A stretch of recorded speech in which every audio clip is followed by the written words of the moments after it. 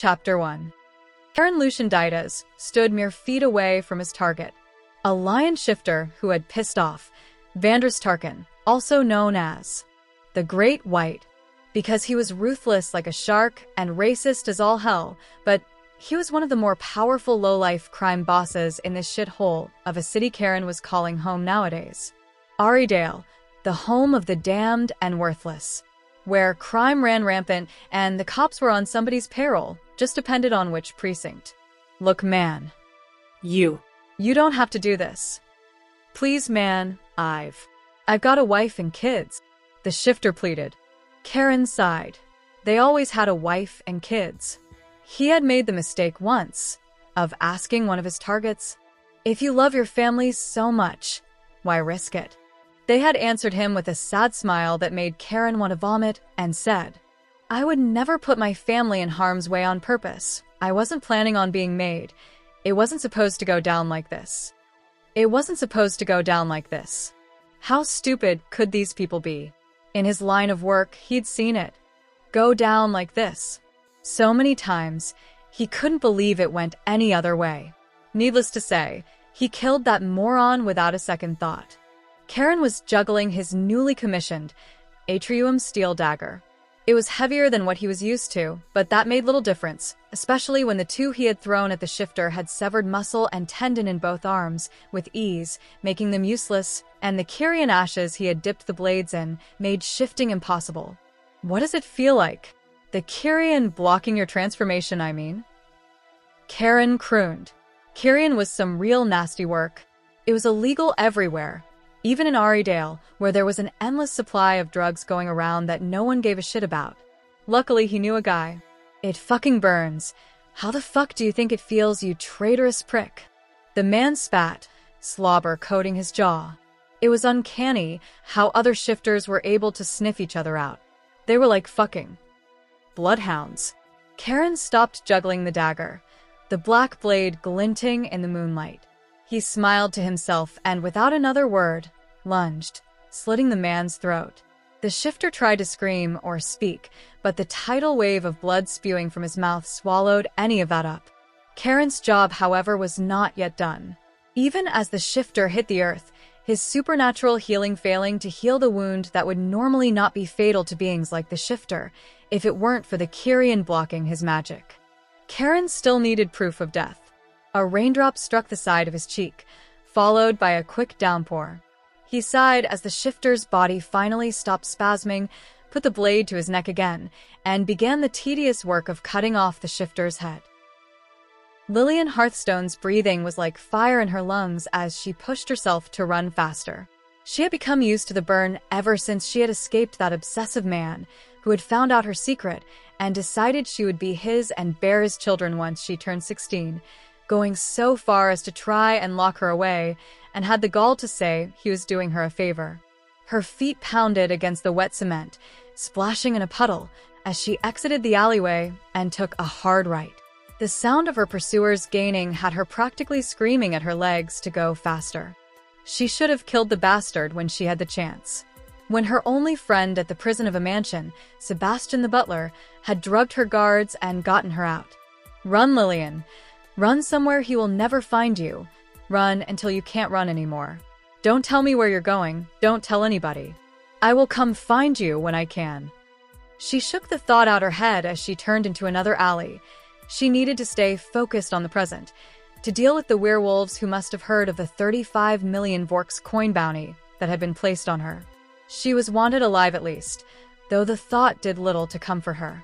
Somehow she had avoided capture from a fey bounty hunter, a junkie vampire, and 2 fox shifters who she may have possibly gotten killed after leading them to the middle of a demon summoning, and used the chaos to escape into a network of tunnels that she somehow found her way out of. After that, she had surprisingly been able to cross the border into Los Aires and over the river to this no-doubt criminal-infested city, and thought she would have a second to breath, but apparently news had traveled fast.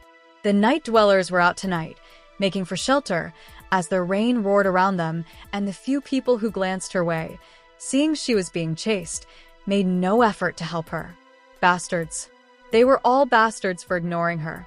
She held on to that frustration, and instead of letting it slow her steps, she used it like fuel as she crossed into another alley, this one much more narrow, with a splash. There was a concrete wall too tall to jump over or climb, down the path blocking her way forward, but there were two intersections, one to the left and one to the right coming up in a few feet. She chose the one to the left and barreled down it. Her legs were officially jelly, and the panting had set in, each hurried breath like acid in her lungs, but she pressed onwards, refusing to falter for even a step. As she ran through back alley after back alley, hopping fences, dodging the homeless, she sent a prayer to Zedith, the goddess of luck and protection, that her lungs nor her heart would explode from the pressure she was putting on them, but she was starting to slow, the presence of the wolves inching closer and closer. She didn't let that thought sink in as she entered into another alley. A horrible sight flashed her, and she tripped over herself in horror, landing in a puddle of red water, knees colliding hard with the concrete, ripping a whimper from her lips. A body. A headless body. It laid sprawled out only a few inches away from her face. Blood was everywhere, but it had to be a fresh kill. She wasn't sure why she thought it, but she was sure of that. A shadow moved somewhere to the right of her, or maybe it was her imagination, a last-ditch effort from her subconscious to convince her there was someone in this damned city who might help her, save her from these bastards. She scowled as the three werewolves entered the alley, grinning like this had all been a game to them.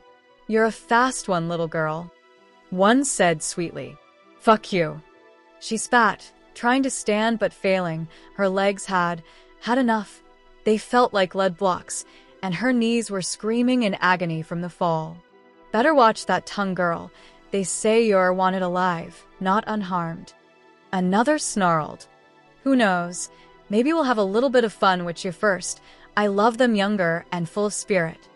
He licked his lips, his brown eyes assessing her. The air had been effectively sucked from out her, and it wasn't from the running, but she steeled herself. She knew she couldn't beat all three of them, not like this, but she wouldn't go without putting up a fight. "I don't know, guys. She's got a 35 million Vorks coin bounty on her. That specifically states she's wanted alive. I don't think Talion wants this girl hurt, not if he's spending that much." Another said softly. She flinched at the name. Talion. Talion Atrium, the head of the Atrium Weapon Company, and one of King Demetrius Atrium's advisors, and his only brother. "Shut the fuck up, Harold. No one asked you, fraidy cat." The second hissed. "I'm not a fraidy cat," Harold mumbled, but added nothing else. The first took a step forward, and she bristled. "I think Harold's right about this one, Lom. And even if he ain't, I ain't trying to figure out. Let's just bag her and go." Lom scoffed. "Never get to have any fun." They all advanced one step, then two, and she prepared herself. They made it all of 3 steps before stopping. That shadow moved again, but this time a man emerged. He was ruggedly handsome. Okay, her breathing was irregular for an entirely different reason than it was only seconds before. He had an old scar that went over his right eye, and if his dark chocolate skin hadn't melted her, the fullness of his lips as he smiled, a smile that would freeze a lake over, a smile that should probably be terrifying but only seemed to dissolve her, as if she were nothing more than paper to sulfuric acid, did the trick. He was tall, at least 6'5", and he was ripped. She could tell even in the dark, even from a distance, sat on the cold ground, and he had an aura about him. It demanded fear and respect. Even the rain seemed to give him space, as if scared of the guy. "Some wolves you lot are. You didn't sniff me out until now. Must be pups." He laughed humorously. The 3 wolves snarled in unison, but only the unnamed one spoke, who Lillian suspected was the leader of the group. "She's our prey fire breather, so get lost." He took a step forward, and the 3 all inhaled a breath. Even Lillian found herself holding in a breath. "You want to repeat that, pup?" he said menacingly. To their credit, they didn't back down.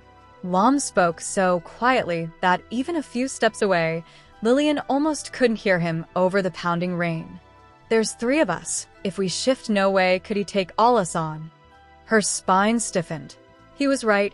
Werewolves were notoriously powerful, even without shifting, and even though it wasn't a full moon which would have increased their might tenfold, Even shifting on a half-moon night like this one would make them almost unbeatable for one man. She had to warn him to run. She turned and opened her mouth to speak, but a surprised gasp came instead of words. He was right in front of her now, examining her. She hadn't heard him move, hadn't seen him until he was right there. What the? When did he? One of the wolves exclaimed, but she couldn't tell which. She was too busy watching those blacker-than-night eyes that scanned over her. He frowned. You're worth 35 million? You're still a girl. She frowned back at the statement. Clearly I'm special then. She retorted sweetly. I have questions for you. He said, ignoring her comment. Why does Talion? Don't ignore us. One shouted, as a flash of light came, and went just as sudden, followed by two more. The sign of the shift. He broke their staring contest and finally looked the wolves' way. So did she. They had transformed, larger now, even more than the man, both in height and muscle mass. They stood on four legs, bodies covered in gray fur. Their mouths were open in menacing snarls, showing off their ginormous fangs, and their golden eyes were narrowed in on the man. Pups should learn how to think first before baring their fangs. He yawned. She looked at him as if he were insane. How could he be so casual about this? But when she looked back, she noticed it. They weren't standing side by side, but back to front in the narrow space. He took out a black blade and said, without looking her way, "This'll only take a moment." And it did only take a moment. Moving so quick, it were as if he were a blur. He struck with confidence and precision, severing limbs and arteries, dodging the single attempt of the first wolf swipe of its gigantic claws, his first and last, before the man had slid the dagger into its eye, and a second later the wolf erupted in flames. He didn't even howl as he hit the ground, shifting back to his charred human body. The sight and smell sent Lillian's head flicking to the left, and she vomited. From a faraway place, she heard the man ask, "Who's next?"